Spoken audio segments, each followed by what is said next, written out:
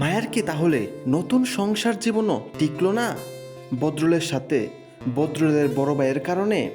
আর ওইদিকে জামালের পরিবারে আরেক নতুন ঝামেলা সৃষ্টি হতে চলেছে, কারণ রুমান বাড়িতে না থাকায় রুমানের ছোট বোন বিয়ে করে এনেছে যাতে জামালের সাথে তারা পেরে উঠতে পারে।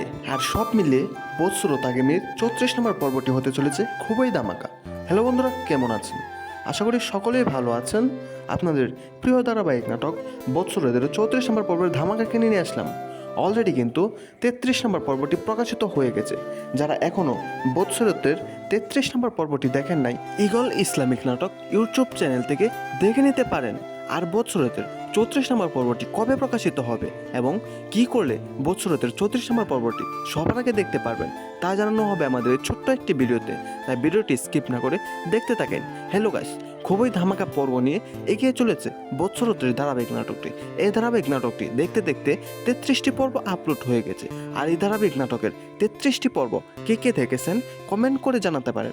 বৎসরতের 33 নম্বর পর্বটি খুবই ধামাকা ছিল, তবে 34 নম্বর পর্বটি আরও ধামাকা ও ইমোশনাল হতে চলেছে, কারণ 34 নম্বর পর্বে এমন কিছু ধামাকা টুইস্ট রয়েছে যা নাটকের মুড়িয়ে ঘুরিয়ে দিতে পারে। এদিকে মায়ার সংসার জীবনের টান টান মাল, আর ওইদিকে জামালের পরিবারে নতুন অতিথি, সব মিলিয়ে আগামী 34 নম্বর পর্বটি হতে চলেছে খুবই ধামাকা। আর 34 নম্বর পর্বটি কবে প্রকাশিত হবে তা জানার আগে আমাদের চ্যানেলে যারা নতুন দর্শক আছেন, চ্যানেলটি সাবস্ক্রাইব করে বেল আইকনটি বাজিয়ে রাখতে পারেন যেন পরবর্তী আপডেট ভিডিওটা আসার সাথে সাথে দেখতে পারেন। আর বৎসরতের 34 নম্বর পর্বটি প্রকাশিত হতে চলেছে আগামী 21 এপ্রিল দুপুর 3টায় ঈগল ইসলামিক নাটক ইউটিউব চ্যানেলে। আর কি করলে আপনারা বৎসরতের 34 নম্বর পর্বটি সবার আগে দেখতে পারেন?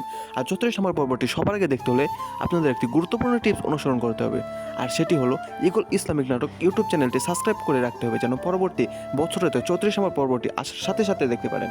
ধন্যবাদ সকলকে।